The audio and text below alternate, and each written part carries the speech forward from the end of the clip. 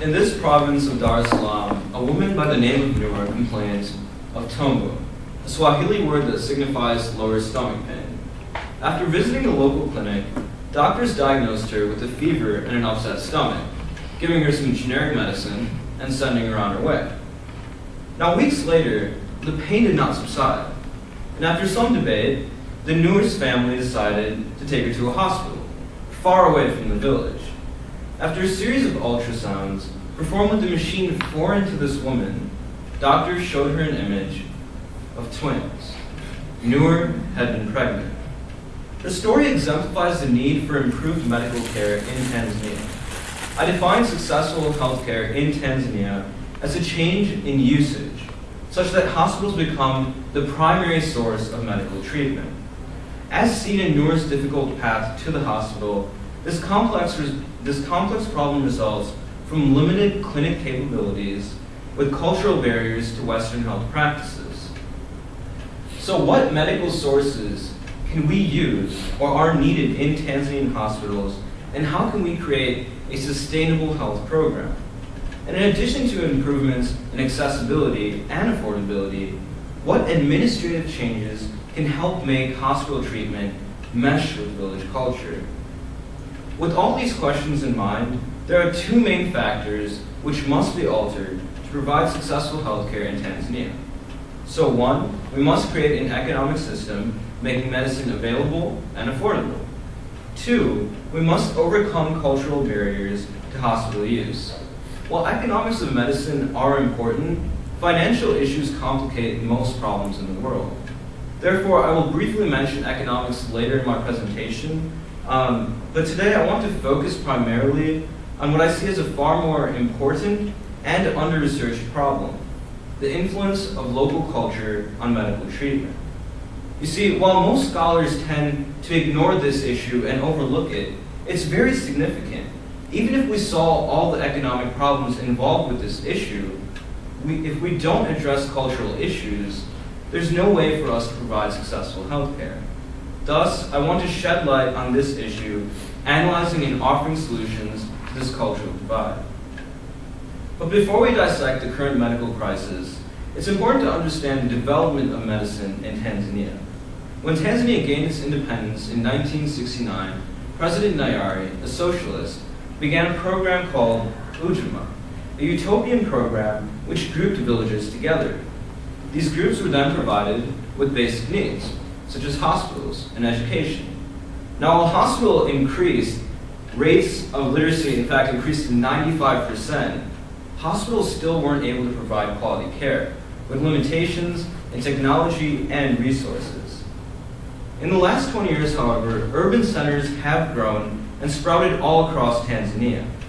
Sadly, instead of improving healthcare for the majority of Tanzanians, the growth of these urban centers have actually led doctors to leave their rural clinics and move to these urban centers in search of research and opportunity. So in these remaining villages, the clinics are not only underfunded, government-run, but also very inefficient. I'll be focusing on this rural sector of the population. So diving straight into the social framework of Tanzania, a book that we all read freshman year, The Spirit Catches You and You Fall Down, while relating to a Hmong society, still shows similar difficulties of understanding and accepting Western medicine. I want to review two of these village cultural barriers. So specifically, preventing hospital use are the significance of traditional healers and the unfamiliarity of Western medicine. Primarily, traditional healers don't only provide medical aid, but life guidance. So people in Tanzania are primarily Muslim, and the elders are these imams, the wise men that lead the society. These leaders are highly respected and provide judgment on all matters. In this social hierarchy, village healers are only right below the church, meaning they have a lot of significance, and thus they're essentially in charge of the health of their villagers. In an interview I conducted with a Stanford student from rural Dar es Salaam, the interviewer referred to the healer's spiritual power.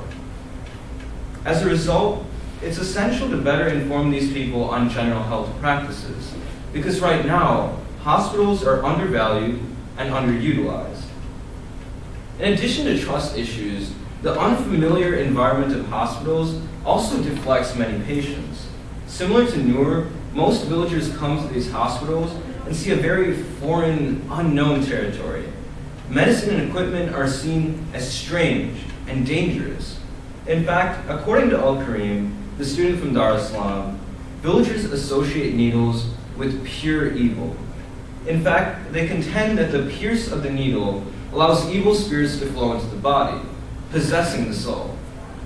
As is clear, there's clearly a cultural divide, cultural stigmas, and fear associated with hospitals, which prevents proper medical care. I also had the chance to interview Zara Nathu, a former pharmacist and health administrator in Tanzania. In the following excerpt we're going to see from her interview, you'll find that she describes the mindset of villagers and the importance of these healers. So Tanzanian culture is very socialist. I don't know how much you know of the history of Tanzania, but the mentality is basically to leave it up to God.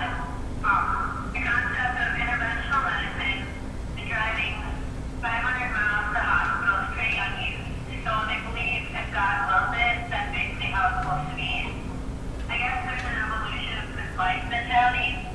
I would say that though medicine is becoming more and more acceptable, we just need awareness. So the most important ideas I noted from my interview were the villagers' deflection of hospital care due to traditional ideologies and Zara's description of a general lack of awareness. She portrays Tanzanians as non-interventionists, leaving their health up to the will of God. In fact, she even noted that when a large boat recently capsized off the shores of Zanzibar, killing dozens, it received very little attention, as it was seen as simply an act of God. From my interview and research, we can see that cultural influences undermine hospital care. As I mentioned in my opening, compounding these cultural barriers are also economics and accessibility. In short, rural clinics struggle with a lack of medical equipment, a lack of prescription drug access, and shortages of staff. These failures are all a result of hospital economic instability. As a whole, this economic situation can simply be resolved with NGO involvement and funding. Now, ideally, this is where we'd enter a conversation with resources. However, to return to my original discussion of the tension between culture and Western medicine, economics in Tanzania have cultural roots. For example, villagers usually pay traditional healers with labor and food, while hospitals only ask for cash.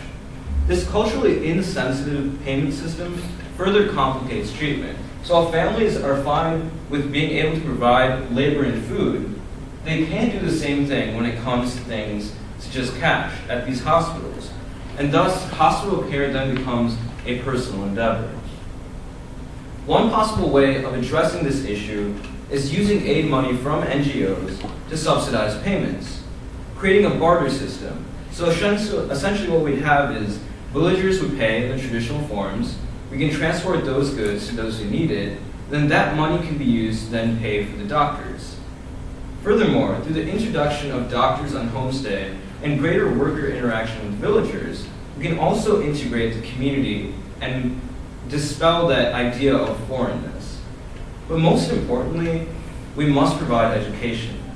I believe that integrating local churches with awareness programs can better inform these local members, cutting down on illness and disease which is easily preventable. This way, traditional healers can also be included in this solution as all villagers follow the guidance of the church.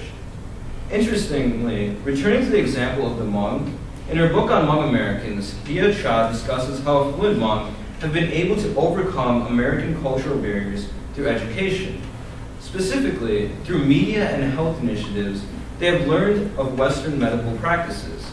Now, they can comfortably take advantage of the American healthcare system. Breaking down these barriers, they've been able to bring together their cultures, visiting traditional healers the day before they visit the doctor. In a similar manner, we can educate Tanzanian villagers by disseminating knowledge through the church. This is a novel idea which hasn't been explored, but I think it could be beneficial. When I proposed this idea to Zara, she said it was something she hadn't immediately thought about when you think of this issue, and while it may be difficult to implement, it could be very, very successful. Returning to citizens like Noor, who face particular personal dilemmas, we must address their cultural values so that we can create accessible healthcare. It's essential to return to this local in the face of globalization. In conclusion, for successful healthcare in Tanzania, our efforts require an acknowledgement and appreciation of local wisdom and practices. Building on their understanding, through education, we can fully move forward, approaching medical stability. Thank you.